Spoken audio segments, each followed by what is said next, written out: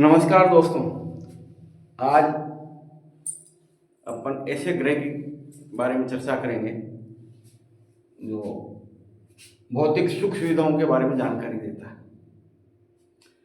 भौतिक सुख सुविधा ये जिसको अगर फायदा देना पहुंचे इतना फायदा देता है, इतना धन दौलत और इतना पैसा और भौतिक सुख सुविधा, गाड़ी बंगला, सब कुछ, स्त्री, सब कुछ ये दिलाने वाला है।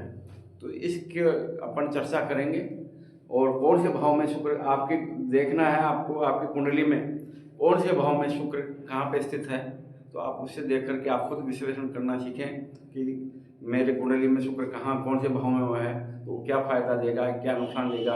अगर नुकसान देगा तो उसका क्या उपाय है, वो उपाय बाद में बताया जाए। वैसे आज मैंने फेसबुक पे एक अपलोड किया है, शुक्र के बारे में जानकारी दे रहा है वो, तो फेसबुक पे भी देखें। और आप इसी यूट्यूब पे तो आपको ये अलग अलग भाव में अलग अलग शुक्र कहाँ है वो अपन बताने का कुछ प्रयास करेंगे। लग्न के अंदर लग्न भाव में शुक्र विराजमान हो तो वो क्या क्या देता है। वो मनुष्य को दीर्घायु बनाता है, उसका सुंदर शरीर होता है, सुखी होता है, मीठा बोलने वाला होता है, साथ ही साथ विद्वान भी होता है। और उसके अलावा थोड़ा वो कामी प्रवृत्ति का होता है, काम वासना उसमें जाग रहते हैं, ये सब उसमें होता है। अब द्वितीय भाव में जो धन का भाव है, उस स्थान पर अगर वो हो तो व्यक्ति धनवान होता है और मिष्ठान भोजी, मीठे पदार्थ का भक्षण करने वाला होता है और यशस्वी होता है साहब, और संसार में लोकप्रिय होता है। उसके अलावा वो जोहरी भी होता है, उसमें पारखी नगेंद्र होते हैं, या इसको कहते हैं स्वर्णकार होता है, जोहरी होता है, कामी वो तो उसके होता है, जोहरी होता है उसके मारा, और सुखी होता है तथा कुटुंब युक्त होता है वहाँ, और लंबी आयु वाला होता है। अब इसके बाद अपन तृतीय स्थान भाव का अपन जानकारी लेते हैं। तो तृतीय भाव में वो धनी होता है, साथ साथ थोड़ा कंजूस होता है, कंजूस प्रवृत्ति उसकी होती है, और आलसी होता है।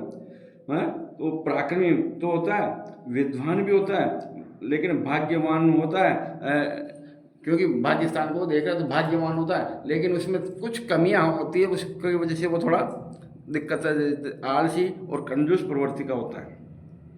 अब चतुर्थ भाव जो केंद्र है, उस चतुर्थ भाव में अपन चर्चा करते हैं। तो वो आस्तिक होता है, सुखी होता है तथा व्यवहार दक्ष होता है, विलासी प्रवृत्ति उसकी रहता है, भोग विलास उसके पास खूब होता है, साथ ही साथ भाग्यवान, पुत्रवान भी होता है और लंबी आयु वाला होता है महाराज। अब पांचवें भाव की अपन चर्चा करेंगे।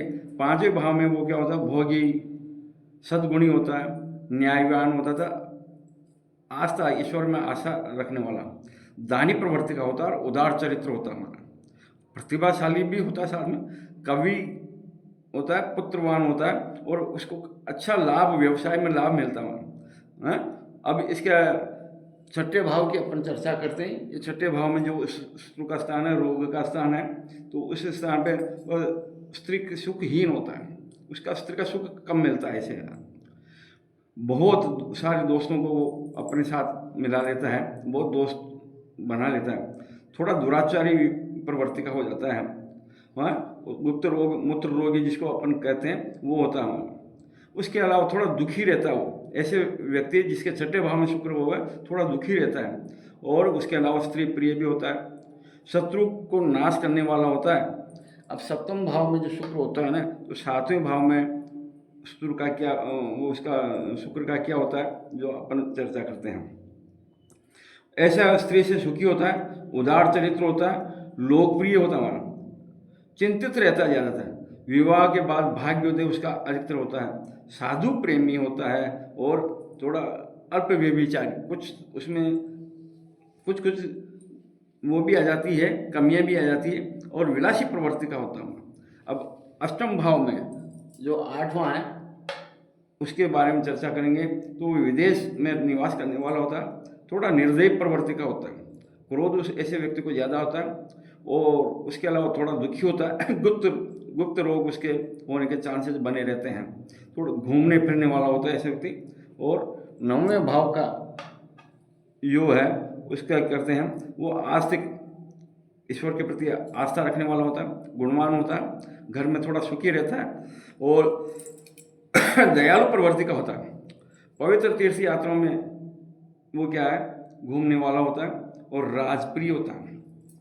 10वें भाव जो धंधे का और पिता का स्थान है, उस स्थान पे हो तो वह विलासी प्रवृत्ति का ऐश्वर्यवान होता है, न्यायवान होता है, और उसको ज्योतिष का भी थोड़ा बहुत ज्ञान होता है। विजय होता है, लोभी प्रवृत्ति का होता है, भाग्यवान होता है हमारा। उसके अलावा विलासी प्रवृत्ति का तो है ही। और अब 11वें भाव का अपन शुक्र लेते हैं, तो ऐसे व्यक्ति विलासी, वाहन सुखी, स्थिर लक्ष्मीवान, उसके पास लक्ष्मी किसी की तो आती है और किसी की जाती है, तो उसके पास स्थिर बनी रहती है। लोकप्रिय होता है, परोपकारी होता है हमारा। जोहरी, किसी चीज़ की परख उसकी अच्छी होती है, और धनवान होता है हमारा।